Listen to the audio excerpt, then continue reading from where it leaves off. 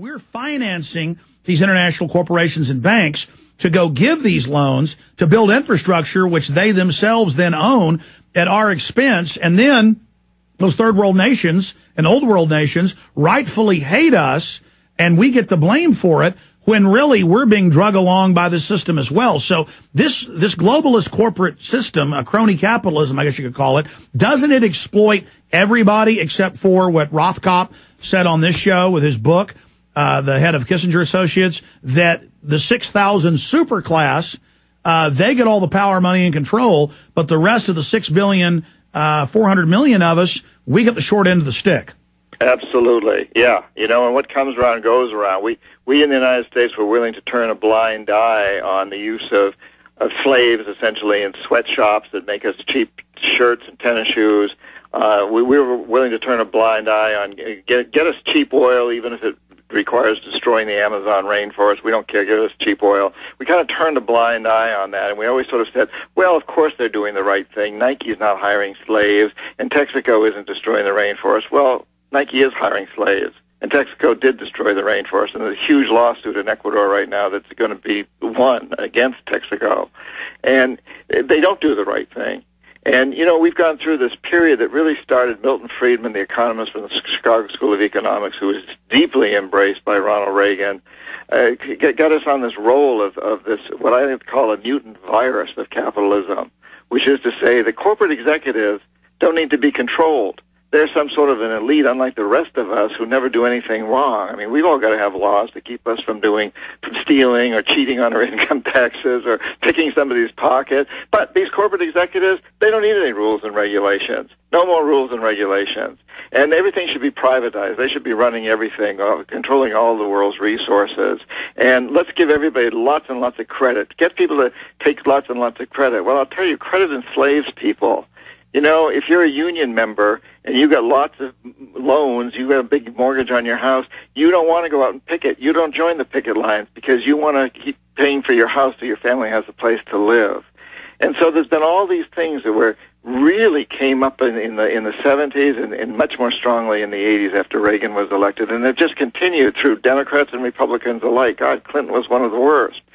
And they have served to put us all in this position that we economic hitmen back in the 70s were doing to the rest of the world. It was so successful in the rest of the world that it's been pulled on us. And now we got to get out of it, Alex. We can do it, but we've got to set our hearts and minds and souls to doing it.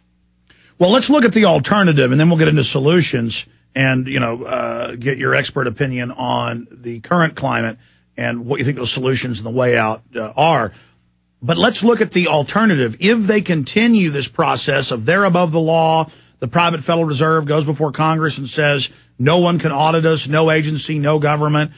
If this imperial power is allowed to continue, will we have private bank chairmen wearing crowns and being worshipped? I mean, that's the logical extension of this, is kind of a Hitlerian Führer precept where, well, we saw Cheney and Bush saying, it's not illegal if the president does it. If something's illegal and the president does it, it's okay. And we're now seeing Obama saying, yeah, we're going to continue no rights for detainees.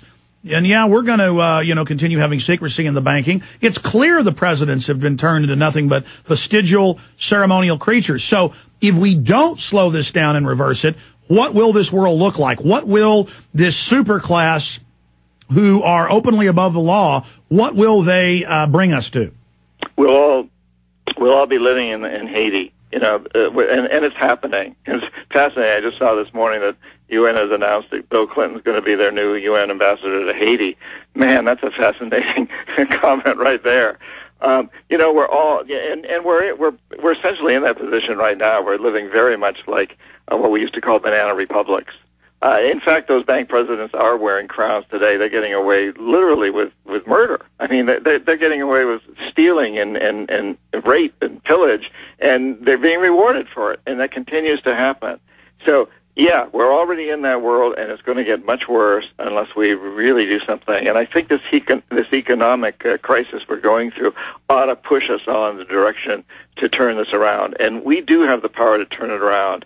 We have the power. The president doesn't. I don't know what's in Obama's mind. Obviously, I'm not a mind reader. I'm not a psychologist. I don't know what's going on with the guy. But I do know that he's in a very, very difficult position. And even if he has the very best of intentions, even if he wanted to do exactly what he promised to do in his campaigns, once he gets in that White House, he gets the laws read to him. Somebody sits him down and says, hey, remember what happened to Martin Luther King? Remember what happened to Jack and Robert Kennedy? Remember. And Clinton, of course, wasn't physically assassinated, but he had a character assassination. And I think he had the forecomings of one back in his first term. And they clearly, stay there, they clearly do that to weaken them and make sure they're compromised. And clearly Obama's got a lot of skeletons. That's why they like him. He's also very graceful, very intelligent. And after Bush, it's like people want a president they're not ashamed of. John Perkins, stay there. Confessions of an Economic Hitman, #1 bestseller, new book coming out. Do you understand how dark it is? How far down the line we are? How late it is? We're talking to a gentleman recruited out of college by the U.S. government to work through private corporations to go in and facilitate the takeover of third world nations, predominantly in Latin America, but it goes on worldwide, by economic means.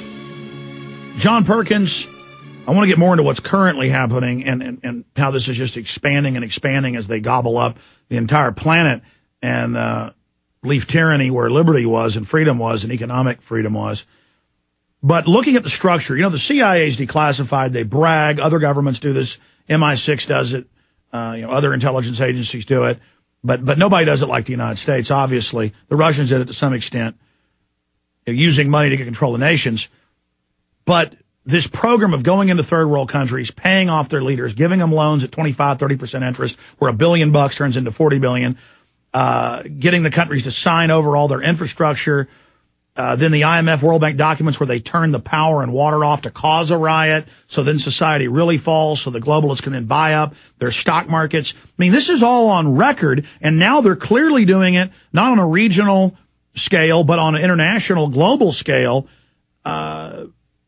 I mean, this is really a military system where they come in with the economics first, and as you said, back it up then militarily. After the society collapses, that creates the next crisis. They need to bring in the physical control. Can you speak specifically to the IMF riot? Well, yeah, I mean, probably the best example, the clearest example, is what happened in Cochabamba, Bolivia, a few years ago when the IMF decided that what it really wanted to do was take control of the water system down there. Bolivia couldn't pay off its debts, and of course the Bolivian people at the time were saying, we don't really owe these debts. These debts were taken on by military dictatorship before our time. We didn't have any say in it, and those guys are all gone now. The banks shouldn't have allowed this to happen. But in any case, the IMF went in, and they dictated that Bolivia had to basically give its water company in Cochabamba, its third largest city, to the Bechtel Corporation, a U.S. corporation. Bechtel went in and immediately increased all the prices of water. Some people had to pay 4 times what they'd been paying before. The word got out that people couldn't even use rainwater, that they had to pay for that. It was terrible. So there were huge riots. People were dying of thirst, poor people.